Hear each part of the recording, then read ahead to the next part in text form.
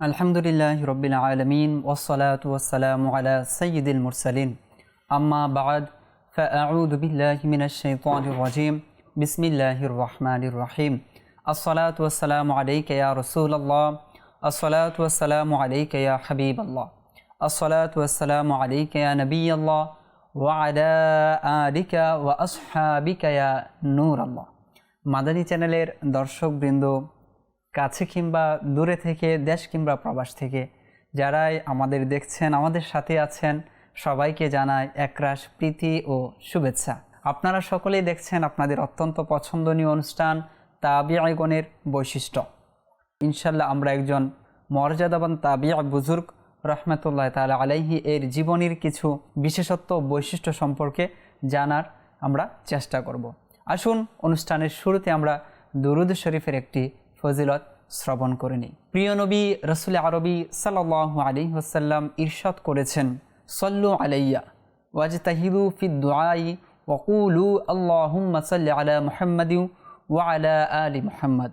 অর্থাৎ প্রিয় নবী রাসূল আরবি সাল্লাল্লাহু আলাইহি ওয়াসাল্লাম ইরশাদ করেছেন, আমার প্রতি তোমরা দুরূদ শরীফ পাঠ করো এবং দুয়ার মধ্যে তোমরা খুব চেষ্টা করো এবং আমার প্রতি তোমরা এভাবে দুরূদ পড়ো, আল্লাহুম্মা সাল্লি আলা মুহাম্মাদিন ওয়া আলা আলি মুহাম্মাদ। আসুন আমরা এই অনুষ্ঠানের বরকতে একবার দুরূদ শরীফ পাঠ করে নিই। সাল্লু আলাল হাবিব সাল্লাল্লাহু তাআলা আলা মুহাম্মাদ সাল্লাল্লাহু আলাইহি ওয়াসাল্লাম। আজ আমরা যেই মহান তাবিঈ বুজুর্গ রহমাতুল্লাহ তাআলা আলাইহি এর বিশেষত্ব বৈশিষ্ট্য সম্পর্কে জানব, তার ব্যাপারে বলা হয় তিনি হচ্ছেন সেই ব্যক্তি যিনি হচ্ছেন ঈমান ও ইসলামের নিদর্শন। অর্থাৎ তার ব্যাপারে উলামায়ে কেরামের মধ্যে এটা প্রসিদ্ধি ছিল যে তাকে সবাই বলতো ইনি হচ্ছেন সে ব্যক্তি যাকে ইসলাম ও ঈমানের নিদর্শন বলা হয়। অর্থাৎ একজন ব্যক্তির মধ্যে কি পরিমাণে ইসলামের আমল থাকলে, ঈমানের বিশেষত্ব থাকলে পরে তাকে ঈমান ও ইসলামের নিদর্শন বলা হতে পারে। একটু আমরা কল্পনা করতে পারি যে তার মধ্যে আসলে ঈমানের বিষয়টা কীরকম ছিল, ইসলামের বিষয়গুলো তার মধ্যে কীরকম ছিল। তার ব্যাপারে আহমদ ইবনে হাম্বল রহমাতুল্লাহ তাআলা আলাইহি বলেন, পৃথিবীর মাঝে এমন কেউ নেই যে তার জ্ঞানের মুখাপেক্ষী নয়। অর্থাৎ পৃথিবীর মধ্যে এই মুহূর্তে যত মুসলমান রয়েছে, সকল মুসলমান যে ইলমের পিপাসার্থ তো সকলের মাঝে থাকে, জানার আগ্রহ তো সকলের মাঝেই থাকে। সুতরাং জানার যাদের আগ্রহ রয়েছে, ইলমের পিপাসা যাদের মধ্যে রয়েছে, প্রত্যেকে ওই ব্যক্তির জ্ঞানের মুখাপেক্ষী। আর তিনি কে? তিনি হচ্ছেন হযরত সাইয়্যিদুনা সাঈদ বিন জুবায়ের রহমাতুল্লাহ তাআলা আলাইহি। জি, আজ আমরা হযরত সাইয়্যিদুনা সাঈদ বিন জুবায়ের রহমাতুল্লাহ তাআলা আলাইহি এর বিশেষত্ব বৈশিষ্ট্য সম্পর্কে জানব। খুবই ইন্টারেস্টিং কিছু ঘটনা রয়েছে, কিছু শিক্ষণীয় বিষয় রয়েছে আমাদের জন্য। বিপদ এবং ক্লান্তি লগ্নে কিভাবে ধৈর্য ধারণ করতে হয়, কিভাবে ইলমের উপর, ইসলামের উপর, ঈমানের উপর অটল থাকতে হয়, অবিচল থাকতে হয়, তার জীবনের মধ্যে আমাদের জন্য রয়েছে এই শিক্ষায়। প্রথমত আমরা তার নাম জেনেই নিয়েছি। আর তিনি ছিলেন হাবশী বংশীয় একজন ব্যক্তি যাদের মধ্যে ঈমান ভরপুর রয়েছে, রাসূলের প্রতি ভালোবাসা যাদের মধ্যে রয়েছে, তাদেরই একজন ছিলেন হযরত সাইয়্যিদুনা সাঈদ বিন জুবায়ের রহমাতুল্লাহ তাআলা আলাইহি। তবে তিনি আরবি হিসাবেও প্রসিদ্ধ। এর অন্যতম একটি কারণ হচ্ছে তিনি আরবে বসবাস করেছেন এবং আরববাসী যারা ছিলেন তাদের সাথে তিনি উঠা বসা করতেন। আর ইলমের কারণেই মূলত আল্লাহ পাক তাকে এই সম্মান ও মর্যাদা প্রদান করেছিলেন। ইসলাম এমন একটি ধর্ম, ইসলাম এমন একটি শান্তির বিষয় যে যেখানে ধনী হোক বা গরিব, কালো হোক বা ফর্সা, উঁচু হোক বা নিচু, সকলেই একই কাতারে দাঁড়াতে বাধ্য। যে যাকে আল্লাহ পাক ইলম দান করেছেন, যাকে আল্লাহ পাক দ্বীনের বোঝ দান করেছেন, সেই ইসলামের মধ্যে সম্মানিত।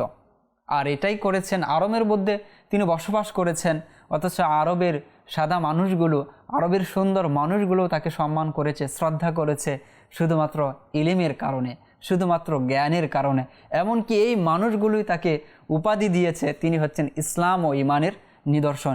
যেমনটা আমরা শুনেছি যে আহমদ ইবনে হাম্বল রহমাতুল্লাহ তাআলা আলাইহি তিনিও তাকে বলছেন যে কি বলছেন, যে পৃথিবীর মাঝে এমন কোনো ব্যক্তি নেই যে ব্যক্তি তার জ্ঞানের মুখাপেক্ষী নয়।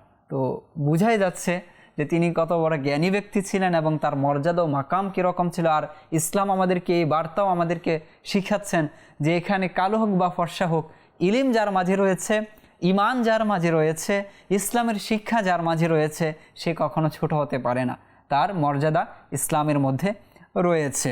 তিনি যে তাবিঈ বুজুর্গ আমরা শুরুতেই শুনলাম, তিনি তাবি কিভাবে হয়েছেন, কোন কোন সাহাবায়ে কেরামের তিনি সান্নিধ্য লাভ করেছেন, তোর মধ্যে তো আসুন আমরা কিছু সাহাবায়ে কেরামের নাম শুনে নেই। তোর মধ্যে অন্যতম ছিলেন আবু সাঈদ রাদিয়াল্লাহু তাআলা আনহু, আবু মুসা আশআরী রাদিয়াল্লাহু তাআলা আনহু, আব্দুল্লাহ ইবনে ওমর রাদিয়াল্লাহু তাআলা আনহু, আদি ইবনে হাতিম রাদিয়াল্লাহু তাআলা আনহু, সাইয়্যিদা আয়েশা সিদ্দিকা রাদিয়াল্লাহু তাআলা আনহা, এবং সবচেয়ে বেশি যার কাছ থেকে তিনি ইলমি দ্বীন অর্জন করেছেন, যার সাহচর্য তিনি লাভ করেছেন, যার থেকে ইলমি হাদিস তিনি শিখেছেন, তিনি হচ্ছেন হযরত সাইয়্যিদুনা আব্দুল্লাহ ইবনে আব্বাস রাদিয়াল্লাহু তাআলা আনহু। সবচেয়ে বেশি তার থেকে তিনি ইলমি দ্বীন অর্জন করেছিলেন। সুতরাং বোঝাই যাচ্ছে জলিলুল কদর সাহাবায়ে কেরামের সান্নিধ্য তিনি লাভ করেছিলেন, এবং এই উম্মতের সবচেয়ে বড় যে আলিম অর্থাৎ আব্দুল্লাহ ইবনে আব্বাস রাদিয়াল্লাহু তাআলা আনহু, তার কাছ থেকে তিনি সবচেয়ে বেশি ইলমি দ্বীন অর্জন করেছেন। আর এই জন্যই সাহাবায়ে কেরাম বা পরবর্তীতে তাবিঈ বুজুর্গ যারা ছিলেন তারা তার শরণাপন্ন হয়েছেন, তার থেকে ইলমি দ্বীন অর্জন করেছেন।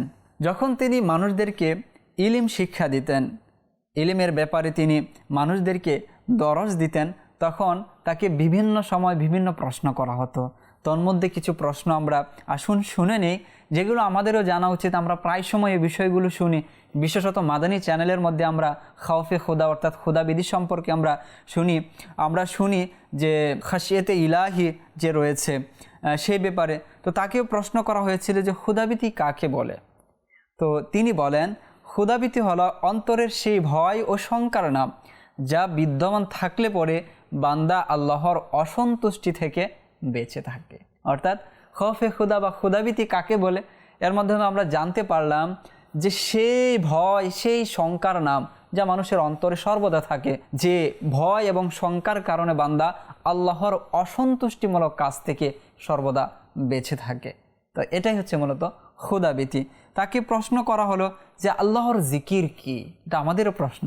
আল্লাহর জিকির ব্যাপারে শুনি, জিক্রি ইলাহি কাকে বলে, আল্লাহর স্মরণ কাকে বলে, জিক্রুল্লাহ সম্পর্কে আমরা প্রায়ই শুনে থাকি। সুতরাং তিনি জবাব দিচ্ছেন যে আল্লাহর জিকির হচ্ছে সেটাই যে আল্লাহর আনুগত্যের নাম আল্লাহর জিকির, যে আল্লাহর আনুগত্য করাই হচ্ছে আল্লাহর জিকির।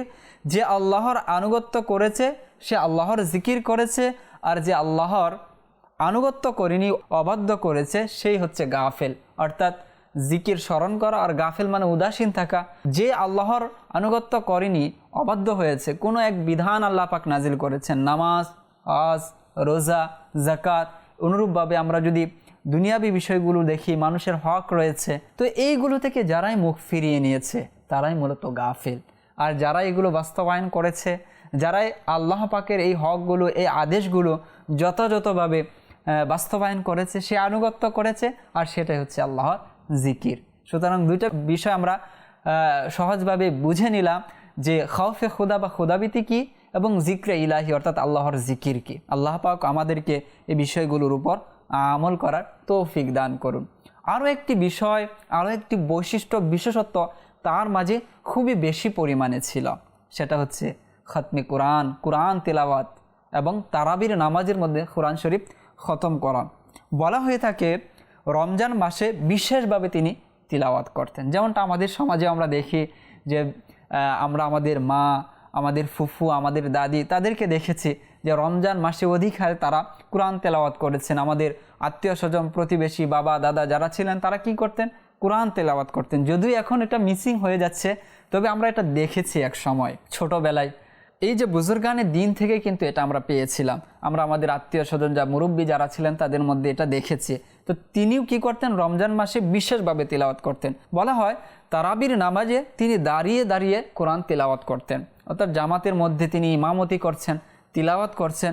পরবর্তীতে তিনি যেখানে ইমামতি করতেন, তারাবির নামাজ পড়তেন, সেখানে এত বেশি মানুষ নামাজে অংশগ্রহণ করত যে কুফার যে মসজিদে তিনি নামাজ পড়াতেন, তারাবি পড়াতেন, সেই মসজিদের আশেপাশের যে রাস্তাগুলো ছিল সেগুলো পর্যন্ত ব্লক হয়ে যেত, জ্যাম হয়ে যেত, মানুষে পরিপূর্ণ হয়ে যেত তার তিলাওয়াত শোনার জন্য। আর কেনই বা হবে না? একজন আল্লাহর মহৎ বান্দা বুজুর্গানে দিন তিনি তিলাওয়াত করছেন, তাদের সাথে নামাজ পড়াটাও তো সৌভাগ্যের বিষয়। যে সেখানে কোরআন তেলাওয়াত হচ্ছে, এটা সওয়াবের বিষয়। আর অপরদিকে আল্লাহর এক মহান বান্দা তিনি তিলাওয়াত করছেন, তো সেখানে কি করতো মানুষ এমনভাবে জড়ো হতো যে আশেপাশে সব কিছু জ্যাম হয়ে যেত নামাজ পড়ার জন্য। এমনও বলা হয় যে তিনি কোরআন যে খতম করতেন তারাবির মধ্যে, সেটাও তিনি একটি বিরল পন্থায় তিনি কোরআন খতম করতেন। আমরা জানি সাহাবায়ে কেরামের মধ্যে বিশেষভাবে কোরআন তেলাওয়াতের এক প্রচলন ছিল। বিভিন্ন সাহাবা বিভিন্নভাবে কোরআন তেলাওয়াত করতেন এবং কোরআন পাকের মধ্যে বিষয় রয়েছে যে কোরআনকে 7 ভাবে পড়া যায়। তো সাহাবায়ে কেরামেও বিভিন্নভাবে পড়তেন, যেমনভাবে আব্দুল্লাহ ইবনে মাসউদ রাদিয়াল্লাহু তাআলা আনহু একভাবে কোরআন শরীফ পড়তেন। তারপর হচ্ছে যায়েদ বিন সাবিত রাদিয়াল্লাহু তাআলা আনহু, উবাই ইবনে কাব রাদিয়াল্লাহু তাআলা আনহু, তারা বিভিন্নভাবে কোরআন তেলাওয়াত করতেন এবং প্রত্যেক কোরআন তেলাওয়াতই কিন্তু সহিহ শুদ্ধ ছিল, যেমনটা এখনও পর্যন্ত 7 ভাবে কোরআন তেলাওয়াতের প্রচলন রয়েছে। তো এই সাঈদ বিন জুবায়ের রাহমাতুল্লাহ তাআলা আলাইহি তিনি তারাবির নামাজের মধ্যে এই সাহাবায়ে কেরামদের অনুসরণ করতেন।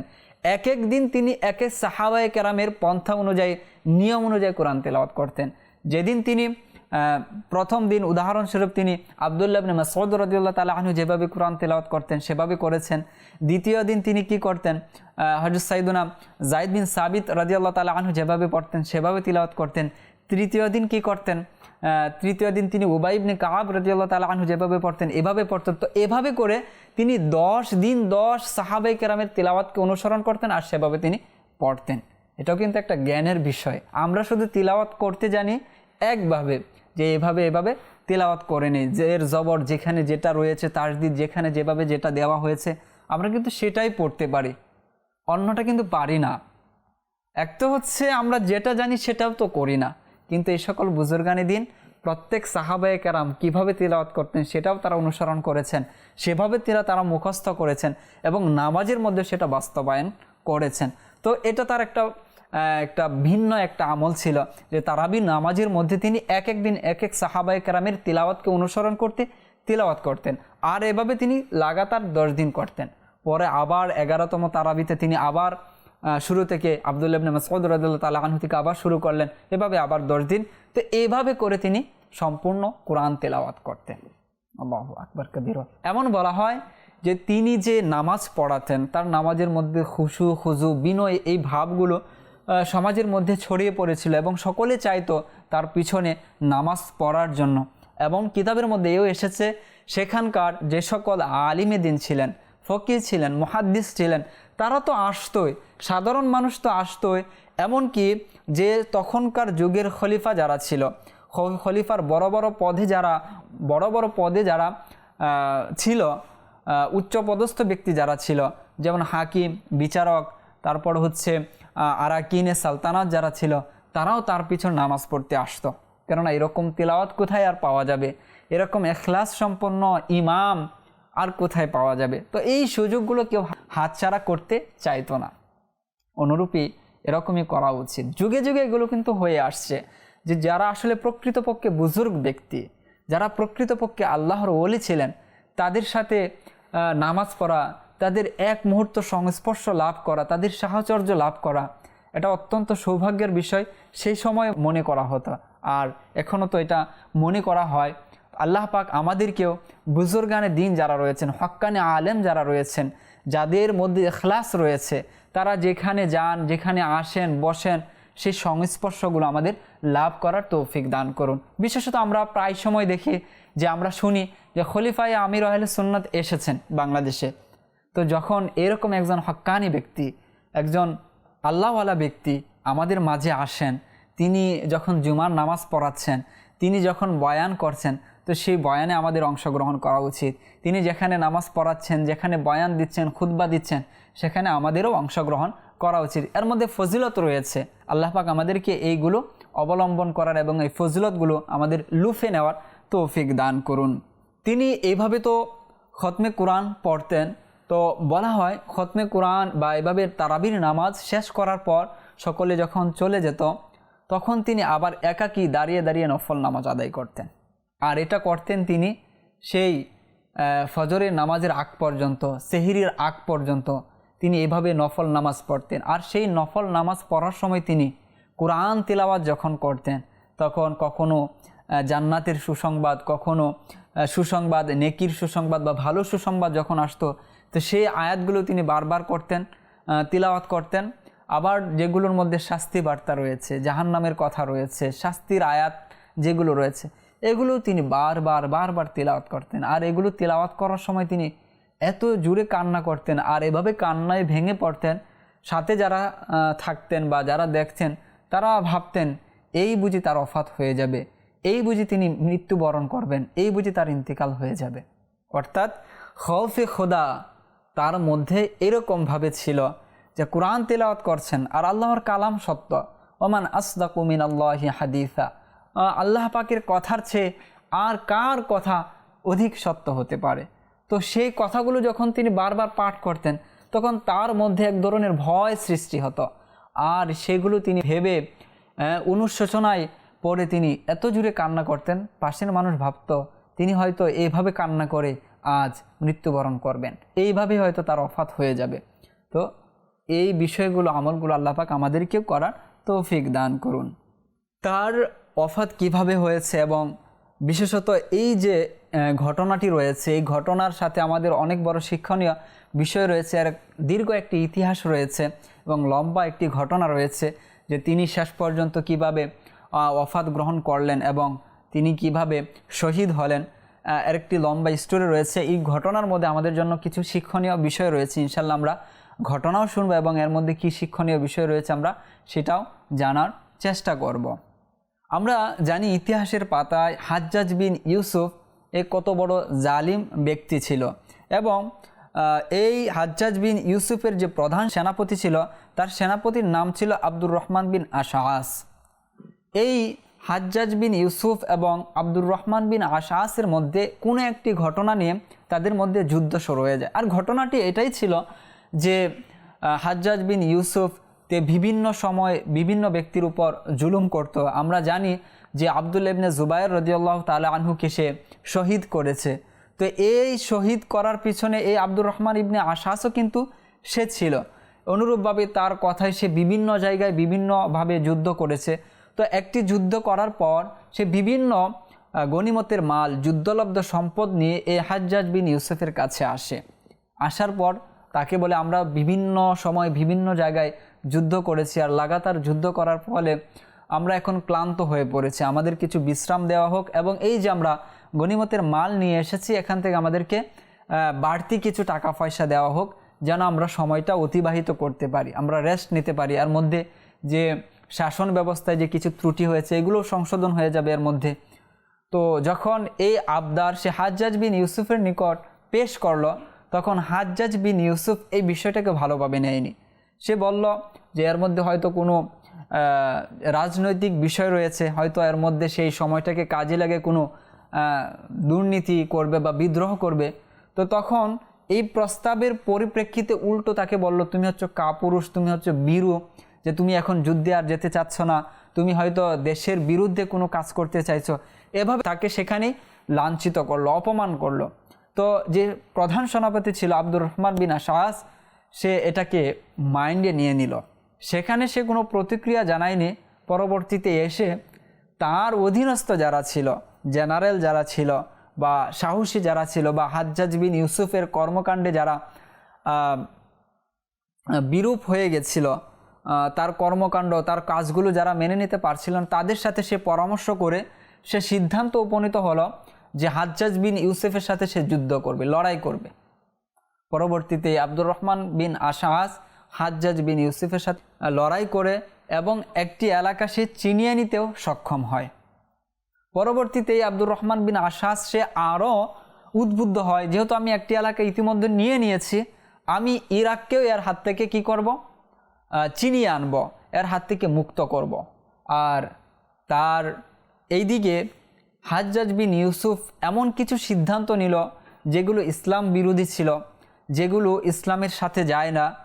তো তখন তার এই কথায় ইরাকের যে সকল ফকি ছিল, যে সকল বড় বড় আলিম ছিল, তারা পরিপূর্ণভাবে হাজ্জাজ বিন ইউসুফের বিরুদ্ধে চলে যায়। আর তার মধ্যে অন্যতম একজন ছিলেন এই সাঈদ বিন জুবায়ের রহমাতুল্লাহ তাআলা আলাইহি। তিনিও তার বিরুদ্ধে চলে যান এবং তার বায়াত থেকে বেরিয়ে আসেন, যে আমরা তার বায়াত থেকে বেরিয়ে এলাম।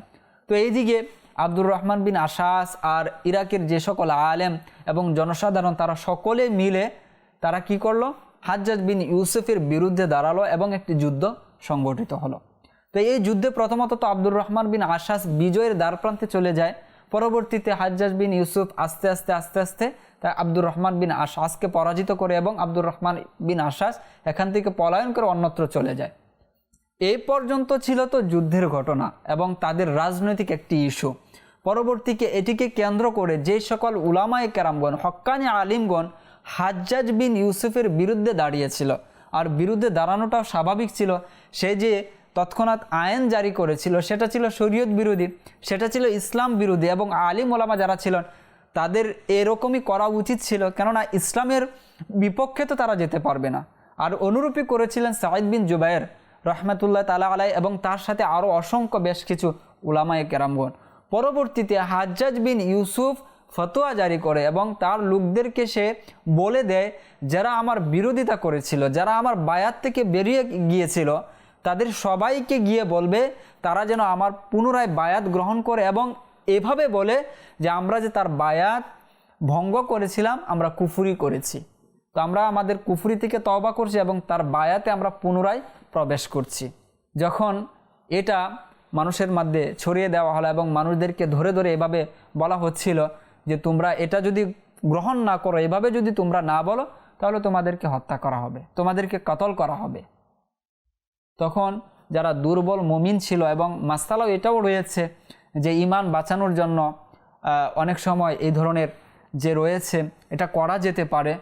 তো দুর্বল মুমিন যারা ছিল তারা কি করে এই হাজ্জাজ বিন ইউসুফের হত্যা থেকে বাঁচার জন্য তারা অনুরূপ স্বীকার করে অনুরূপ করে নেয়। কিন্তু হক্কানি উলামায়ে কেরাম যারা ছিলেন তারা কোনোভাবে এটা মেনে নিতে পারছিল না যে এরকম একজন জালিমের অবাধ্য হওয়া বা তার বায়াত থেকে বেরিয়ে আসা এটা কুফরি কিভাবে হতে পারে, এবং এটাকে আবার স্বীকার করে নেওয়া এটা তো কখনো একজন আলিমের কাজ হতে পারে না, একজন আলিমের শানে যেতে পারে না। কিন্তু কি উপায়, হাজ্জাজ বিন ইউসুফ কত বড় জালিম ছিল এটা তো আমরা জানি। যেমনটা উমর বিন আব্দুল আজিজ রহমতুল্লাহ তাআলা আলাইহি তিনি বলেন যে পূর্ববর্তী উম্মতের যত বড় বড় দাজ্জাল ছিল, যত বড় বড় কাফির ছিল, সকল কাফির যে অন্যায় করেছে সেই সকল কাফের অন্যায় কাজগুলো যদি এক পাল্লায় রাখা হয় আর হাজ্জাজ বিন ইউসুফের অন্যায়গুলো যদি এক পাল্লায় রাখা হয়, হাজ্জাজ বিন ইউসুফের অন্যায়ের পাল্লা ভারী হবে, এত বড় জালিম ছিল। তো এই সকল উলামায়ে কেরামগণ তার হাত থেকে বাঁচার জন্য বিভিন্ন জায়গায় তারা পলায়ন করলো। যে এক তো হচ্ছে এটা মেনে নেওয়া যায় না যে আমি কুফরি করেছি, এটা কিভাবে মেনে নেওয়া যেতে পারে। তো তার মধ্যে হতে সাঈদ বিন জুবায়ের রহমতুল্লাহ তাআলা আলাইহি তিনিও ছিলেন। তো কিতাবের মধ্যে এসেছে কিছু আলিম তার হাত থেকে বাঁচার জন্য দূর দূর পর্যন্ত তারা চলে গিয়েছিল এবং পাহাড়ের গুহায় কেউ আশ্রয় নিয়েছিল, কেউ দূরে গ্রামে মহল্লায় একদম দূর দূরান্ত যে প্রত্যন্ত অঞ্চল আছে সেখানে তারা বসবাস করতে লাগলো। কিন্তু সেখানেও হাজ্জাজ বিন ইউসুফের লোক চলে গিয়েছিল। কিছু আলেম এরকম রয়েছে, তোর মধ্যে একজন আলিমের ঘটনা এভাবে এসেছে যে একজন আলিমকে প্রশ্ন করা হলো এবং তাকে পাকড়াও করা হলো এবং তাকে এও বলা হলো যে তুমি যে হাজ্জাজ বিন ইউসুফের বায়াত থেকে বেরিয়ে এসেছো এবং তার কথার অমান্য হয়েছে, তার তুমি বিরুদ্ধে আচরণ করেছো, বিদ্রোহ করেছো, তুমি বলো আমি কুফরি করেছি এবং তার বায়াতে আমি আবার পুনরায় প্রবেশ করছি। তখন সে ব্যক্তি বলল এটা কিভাবে হতে পারে, এটা আমি কোনোভাবেই বলতে পারি না যে আমি কুফরি করেছি। তখন তার লোকেরা বলল তাহলে তুমি মৃত্যুর জন্য প্রস্তুতি নাও। তখন সে ব্যক্তি বলল যে আমি 80 বছর পর্যন্ত আল্লাহর উপর ঈমান এনেছি, ঈমান রেখেছি, হুজুর সাল্লাল্লাহু আলাইহি সাল্লাম যে বিষয়গুলো নিয়ে এসেছেন সেগুলোর উপর আমি ঈমান নিয়ে এসেছি, আর আজ 80 বছর পর আমি কিভাবে বলতে পারি আমি একজন কাফির, আমি কুফরি করেছি। আর একজন জালিমের অবাধ্য, একজন জালিমের বায়াত থেকে বেরিয়ে এসে আমি কাফির হয়ে গেছি, এটা কিভাবে হতে পারে। তখন সেই জালিমরা সে আলিমে দিনকে শহীদ করে দেয়। অনুরূপভাবে আমরা যদি দেখি যে ইবনে জিয়াদ নাখিঈ তার ব্যাপারে এরকম রয়েছে, তাকেও পাকড়াও করা হলো, তাকেও এভাবেই বলা হলো যে তুমি স্বীকার করে নাও তুমি ভুল করেছ, তখন তাকেও এভাবে শহীদ করা হয়। তো যখন এই বিষয়টা চারদিকে ছড়িয়ে পড়লো এবং এই জালিমরা যাকে পারছে তাকেই হত্যা করছে, তখন সাঈদ বিন জুবাইর রহমাতুল্লাহ তাআলা আলাইহির যে বন্ধুবর যারা ছিল তাকে বললেন যে আপনি মক্কায় চলে যান। তখন তিনি মক্কায় চলে যান, এক গ্রামে তিনি বসবাস করতে শুরু করেন। তো অনুরূপভাবে তাকে মক্কার যে গভর্নর ছিল তাকে খুঁজে বের করে এবং তার সাথে দেখা করে তাকে পুনরায় কুফায় পাঠিয়ে দেওয়া হয়, তার শাস্তি যেন কার্যকর করা হয়, তাকে যেন শাস্তি প্রদান করা হয়। যখন তাকে হাজ্জাজ বিন ইউসুফের সামনাসামনি করা হয় তখন হাজ্জাজ বিন ইউসুফ হযরত সাইয়্যিদুনা সাঈদ বিন জুবাইর রাহমাতুল্লাহ তাআলা আলাইহিকে কিছু প্রশ্ন করে এবং সেই প্রশ্নগুলোর উত্তর তিনি অত্যন্ত কড়া ভাষায় এবং ইসলাম এবং ঈমান যে তার মধ্যে কীরকম ছিল, তিনি ঈমানের উপর কতটা অটল ছিল, এই প্রশ্নগুলোর উত্তরের মধ্যে পাওয়া যায়। তাকে প্রথমে প্রশ্ন করা হয় যে মুহাম্মদ সাল্লাল্লাহু আলাইহি ওয়াসাল্লাম তার ব্যাপারে তোমার কি বিশ্বাস? তখন তিনি হুজুর সাল্লাল্লাহু আলাইহি ওয়াসাল্লামের প্রশংসা করেন যে মুহাম্মদ সাল্লাল্লাহু আলাইহি ওয়াসাল্লাম তিনি হচ্ছেন বনি আদমের সরদার, তিনি আল্লাহর ওহীগুলো মানুষের নিকট পৌঁছে দিয়েছেন, আল্লাহর হুকুম আহকামগুলো মানুষের নিকট পৌঁছে দিয়েছেন এবং সর্বদা উম্মতের কল্যাণ করেছেন। এভাবে হুজুর সাল্লাল্লাহু আলাইহি ওয়াসাল্লাম প্রশংসা করেন। অতঃপর হযরত সাইয়্যিদুনা আবু বকর সিদ্দিক রাদিয়াল্লাহু তাআলা আনহুর ব্যাপারে তাকে প্রশ্ন করা হয়। তিনি আবু বকর সিদ্দিক রাদিয়াল্লাহু তাআলা আনহুরও প্রশংসা করেন এবং তিনি বলেন যে তিনি হচ্ছেন খলিফাতুর রাসূলিল্লাহ, অর্থাৎ হুজুর সাল্লাল্লাহু আলাইহি ওয়াসাল্লামের খলিফা এবং তিনি সারাটা জীবন হুজুর সাল্লাল্লাহু আলাইহি ওয়াসাল্লামের আনুগত্যের উপর ছিলেন। অতঃপর উমর বিন খাত্তাব রাদিয়াল্লাহু তাআলা আনহুর ব্যাপারে প্রশ্ন করা হলে তারও প্রশংসা করেন। উসমান গনি যুন্নুরাইন রাদিয়াল্লাহু তাআলা আনহুর ব্যাপারে প্রশ্ন করা হয়, আলী রাদিয়াল্লাহু তাআলা আনহুর ব্যাপারে প্রশ্ন করা হয়। প্রত্যেকের প্রশংসা তিনি এখানে বর্ণনা করেন। সর্বশেষ সে বলে যে উমাইয়া খিলাফতে যারা ছিলেন, যারা শাসক ছিল, তাদের মধ্য হতে সবচেয়ে ভালো কে ছিল? তখন তিনি বলেন তাদের মধ্য হতে সবচেয়ে সেই ভালো যে আল্লাহর নিকট ভালো। অতঃপর প্রশ্ন করে যে এই যে হাজ্জাজ বিন ইউসুফ আমি রয়েছি, আমার ব্যাপারে তোমার কি ধারণা, আমার ব্যাপারে তুমি কি বলো? তখন তিনি বলেন যে আমার চেয়ে তুমি তোমার ব্যাপারে ভালো জানো, আমার চেয়ে তুমি তোমার ব্যাপারে ভালো জানো। তখন হাজ্জাজ বিন ইউসুফ বলে আমি তোমার মুখ থেকে শুনতে চাচ্ছি। তখন সাঈদ বিন জুবাইর রাহমাতুল্লাহ তাআলা আলাইহি বলেন আমি তোমার ব্যাপারে যে ধারণা রাখি সেটা তুমি শুনলে অত্যন্ত তুমি রাগান্বিত হবে। তখন সে বলে আমি তোমার মুখ থেকেই শুনতে চাই।